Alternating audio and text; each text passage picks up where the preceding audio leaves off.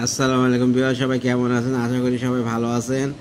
আর আমার YouTube channel Ripon কুরাজ, ওটাকে subscribe করেন দয়া করে এবং লাইক কমেন্ট শেয়ার দেন আমার ভিডিওতে, এতে আমি উৎসাহিত হই। আর রিপন কুরাজ হচ্ছে আমাদের ফেসবুক পেজ, ওটাকে আপনারা ফলো করতে পারেন। আর ইংলিশ শেখার আগে আপনার ইংলিশ গ্রামার জানা দরকার। ইংলিশ গ্রামার জানতে গেলে এই আগে করাইছি, এগুলো আস্তে আস্তে শিখে গেলে, প্র্যাকটিস করলে গেলে আপনি ইংলিশে অনাগর কথা বলতে পারবেন। ওয়ার্ড মিনিং জানতে হবে, ভোকাবুলারি জানতে হবে, গ্রামার জানতে হবে, ভাব ঠিক করতে হবে, তাহলে আপনি পারফেক্ট ইংলিশ পারবেন। The code is adjust today, he will from dash next day. Resume. What is the car? One sentence correct. The old man died yesterday. Dash in the field in the feeling sick. Be one of the pillars.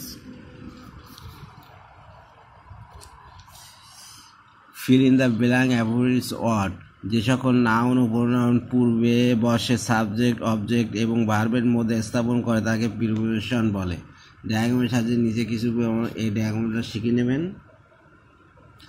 আর প্রিপোজিশনের ব্যবহার two আছে কোন দিকে গতিশীল বোঝালে, in মানে হচ্ছে ভিতরে স্থির বোঝাতে, আন্ডার মানে অবিচ্ছিন্নভাবে নিচে আছে বোঝালে, ওয়ান হচ্ছে কোনো কিছু উপরে থাকবে অবিচ্ছিন্ন বোঝালে, ওভার মানে কোনো কিছু উপরে বিচ্ছিন্নভাবে গতিশীল থাকলে, ফ্রম টু এর বিপরীত বোঝালে, ইনটু মানে ভিতরের দিকে গতিশীল বোঝালে, আউট অফ মানে ইনটু এর বিপরীত বোঝালে, অ্যাবভ মানে কোনো কিছু বিচ্ছিন্নভাবে উপরে আছে স্থির বোঝালে, বিলো বিলো হচ্ছে বিচ্ছিন্নভাবে নিচে বোঝালে।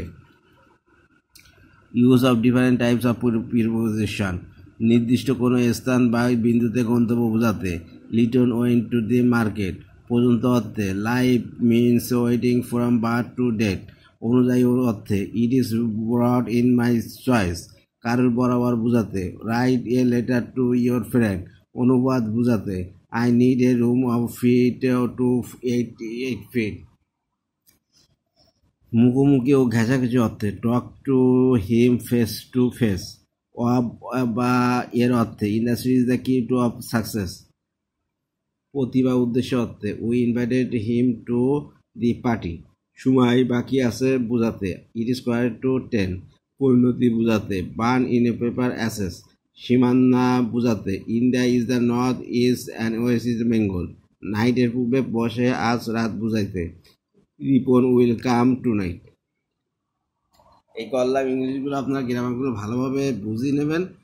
বুঝি করলে আমি অনেক আগে এই পড়াশোনা ছেড়ে দিয়েছি, তারপর মনে আছে কেন আমার বেসিক জিনিসটা ভালো ছিল। নিজের কথা নিজে বলতে নেই। তাহলে আপনি বেসিক জিনিস যদি ভালো করে জানেন, তাহলে আপনি যেই ইংলিশটা দেয় না কেন সেটা আটকাবেন না। ধন্যবাদ।